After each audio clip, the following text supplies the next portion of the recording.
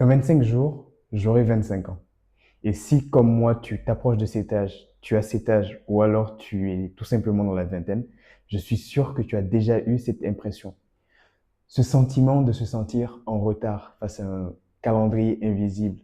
Quand on regarde autour de soi et qu'on voit que tout le monde essaie un peu de réussir, d'avancer ou de faire quelque chose de sa vie, et nous, on est là, on stagne tout simplement.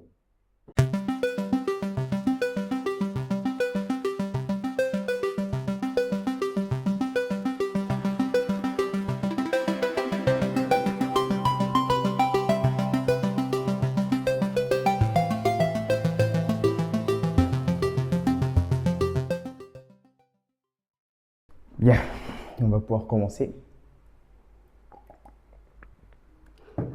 Avant toute chose, avant d'aller plus loin, je tiens à préciser un truc. Je ne suis pas un gourou qui a réussi dans la vie et qui vient partager ses conseils. Comme ça, dès le début, c'est clair. Ouais. Revenons à ce fameux calendrier invisible devant lequel on tremble souvent, littéralement, on stresse. Une croyance populaire veut que, à l'approche de tes 25, 30 ans, par palier du coup, il y ait une sorte de crise existentielle qui se met en place. Et je crois que c'est un peu dans ce but que j'ai lancé la caméra et que je veux partager mon avis sur ce retard qu'on sent quand on est là et que on a l'impression que tout le monde, sauf nous, du coup, dans notre vie, dans notre entourage, avance, réalise des choses, obtiennent des diplômes, se marient, obtiennent des CDD, des CDI, et toi, tu es là, tu es juste là. Qu'est-ce que je peux dire de plus? Tu accomplis des petits trucs à ton échelle, mais tu ne vois pas forcément ces victoires-là. On tend souvent le plus à juste se comparer à ce que les autres ont accompli et à vouloir se mesurer pour essayer de se jauger à quel niveau de la vie on en est. Du coup, au final, on vit pour se comparer à quel niveau tel ou tel est dans sa vie et ensuite se dire qu'on est en retard parce que nous, on n'est pas à ce niveau-là. Et ce calendrier, du coup, il est un peu mis en place de notre faute parce que c'est nous qui le créons, indirectement ou directement. Et je dis ça, moi le premier. J'ai passé ma vingtaine. Je suis encore dans ma vingtaine concrètement. J'ai passé ces 5 dernières années à essayer de structurer ma vie, de carrément la planifier selon ce fameux calendrier, selon littéralement un planeur que j'ai en face de moi.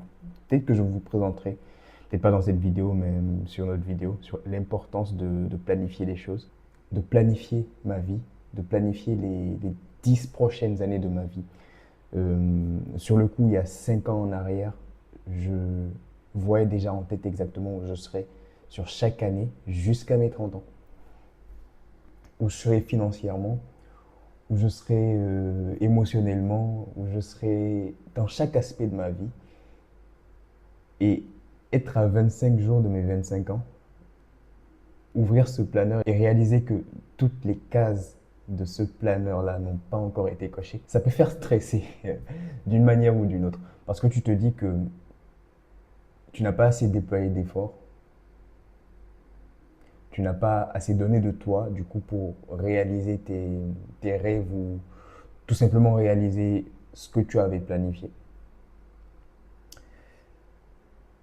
Je ne suis pas en train de dire que ce n'est pas bien de planifier les choses. Au contraire, planifier ces 5 dernières années qui se sont écoulées, ça m'a beaucoup aidé.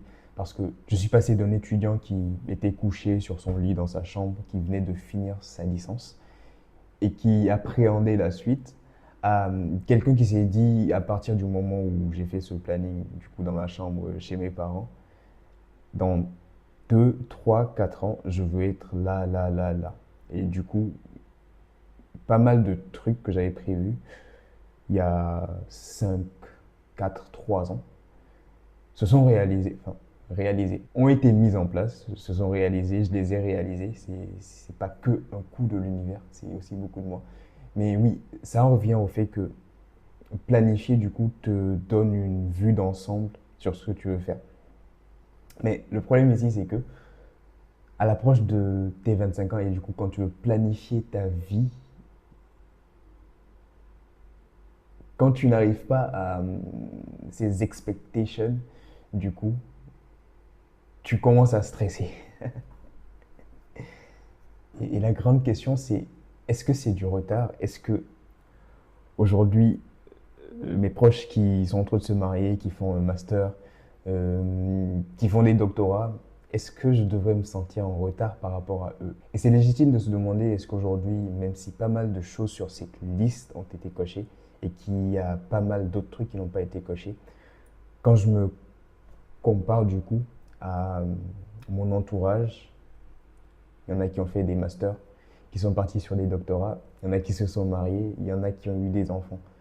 Euh, Moi, j'approche des 25 ans du coup. Au même âge du coup, j'accumule 25 ans de célibat.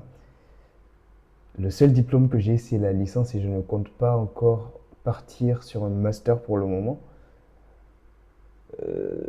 Ma vie et mes journées se résument à travailler, littéralement. Et du coup, est-ce que aujourd'hui, là, en lançant la vidéo, je pense être en retard face à cet entourage-là? Je crois que non. Et que la conclusion du coup de cette vidéo, c'est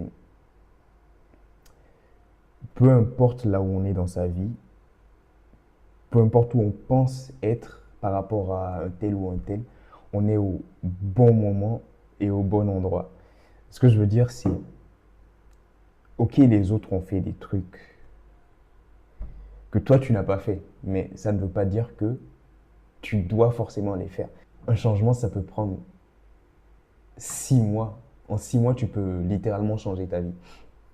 En 6 mois, tu peux passer de quelqu'un qui n'a aucune idée de ce qu'il veut faire demain à quelqu'un qui a tout planifié, qui a exécuté et passé à l'action, euh, a obtenu un nouvel emploi, gagne plus, a appris une nouvelle compétence. Bref, ce stress qu'on ressent à l'approche de ces paliers 25, 30, 35, 40 ans,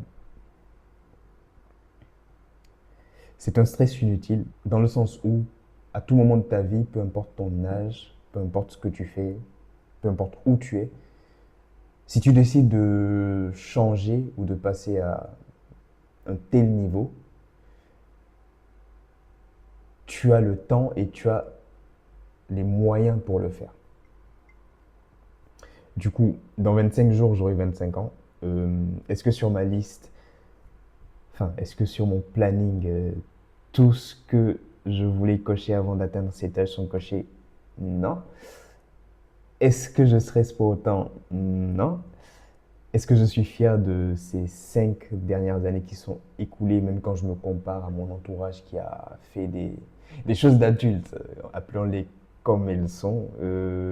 Pas forcément, parce que je sais d'où je viens.